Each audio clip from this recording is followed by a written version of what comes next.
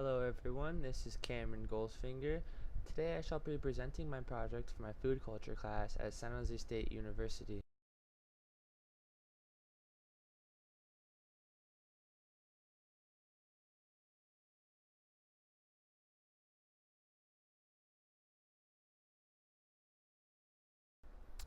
Now, for my project, I was supposed to interview two different people where one is of my own culture and another person of an entirely different culture.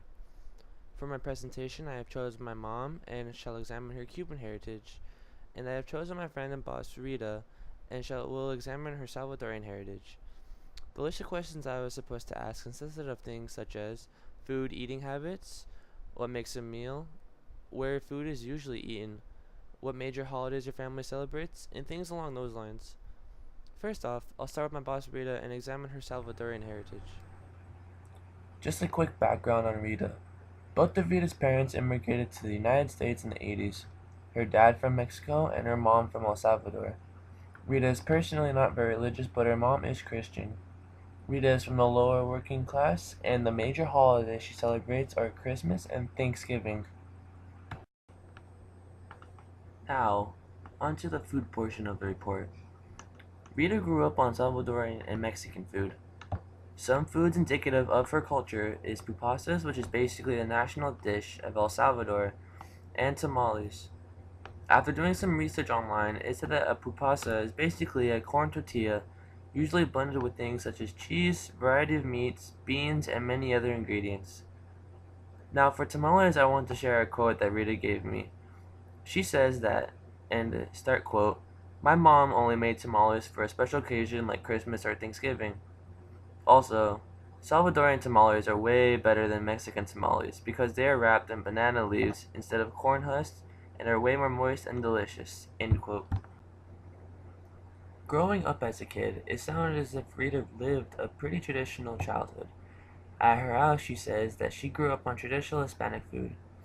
Rita did say, though, that she would see the other kids coming in with foods such as spaghetti and tuna casserole and beg her mom to make those types of foods for her. When asked, "How do you feel your cultural habits and traditions have influenced American culture?" Rita states that she feels that Hispanic culture in general has affected how Americans view/eat their food greatly.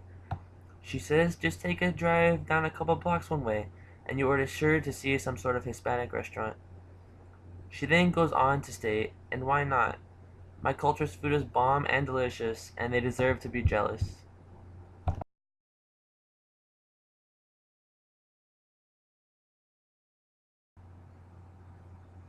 Now, my mom is half Cuban, half Caucasian.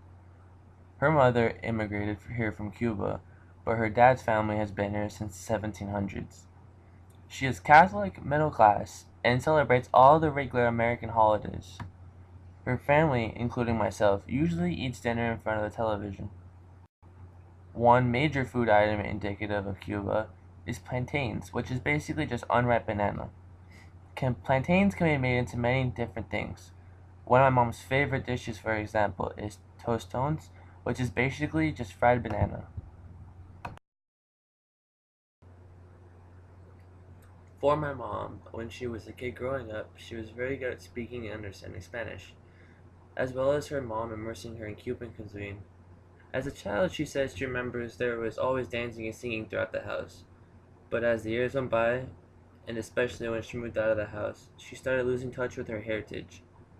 Now it is a rarity for her to eat any of the Cuban dining she enjoyed as a child.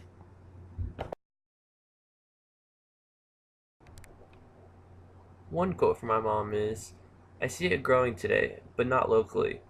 Cuban communities continue to grow in Miami, New Orleans, Los Angeles, and New York.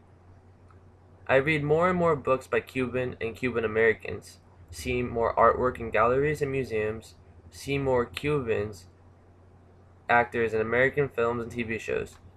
People take dance lessons because they want to learn to do the Cuban salsa in Spanish clubs.